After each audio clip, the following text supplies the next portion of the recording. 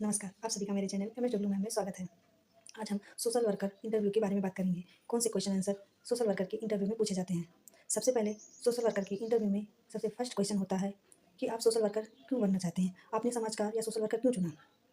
तो हमें अपने जवाब में देना है कि हमें लोगों की मदद करना अच्छा लगता है और मुश्किल समय में दूसरों के साथ खड़े रहना, उनके जीवन को बेहतर बनाना मुझे बहुत ही अच्छा लगता है। ये मेरा एक पैशन है।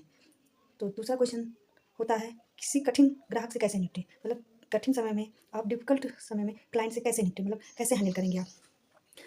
तो सोशल वर्कर जवाब देगा कि शांत रहें, ध्यान से सुनें, क्लाइंट की बातों को ध्यान से सुनें और अपनी उस समय को किस तरह से अपनी सुरक्षा का भी ध्यान रखें।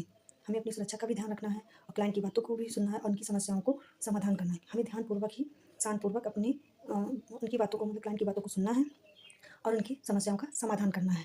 तीसरा क्वेश्चन होता है कि अर्जेंट केस में जब कोई अर्जेंट केस आया है तो उन्हें कैसे आप निपटेंगे?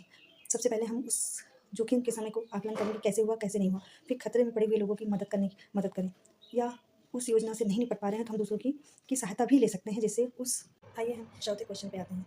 हमें क्लाइंट की प्राइवेसी के बारे में प्रोटेक्ट करना रहता है कि हम क्लाइंट की गो बातों को भी किसी और से ना बताएँ, उनकी गोपनीयता की रक्षा भी करनी है। तो जब सोशल वर्कर मतलब क्लाइंट की सारे रिकॉर्ड को सुरक्षित हमें रखना चाहिए। जानकारी केवल आवश्यकता पड़ने पर ही साझा करना चाहिए किसी से। मतलब किसी की बातों को ऐसा नहीं है किसी से हम बता सकें। हमें किसी और से साझा नहीं कर सकते हैं जब तक क्लाइंट या क्लाइंट की फैमिली उस बारे में अनुमति ना दें। हमें हिप्पा जैसे कानूनों का पालन करना चाहिए। हिप्पा कानून एक हेल्थ कानून है जिसमें हमें किसी मतलब क्लाइंट की बातों को किसी और से नहीं बताना चाहिए, उनको सुरक्षित रखना चाहिए। पाँचवाँ क्वेश्चन पूछा जाता है बर्नआउट कैसे नहीं इतनी सारी परेशानियों से अपने आप को कैसे फिट और फाइन रखें? तो हमें एग्जामिनर से कहना होगा कि स्वयं की देखभाल करना ही महत्वपूर्ण है क्योंकि मैं अगर हम अपने आप को देखभाल नहीं करेंगे तो हम क्लाइंट की कैसे हेल्प कर सकते हैं? तो हमें अपना एक्सरसाइज करना चाहिए, लोगों से बातें करनी चाहिए, अपने आप को पॉजिटिव रखना चाहिए, नेगेटिव बातों से दूर रहना चाहिए।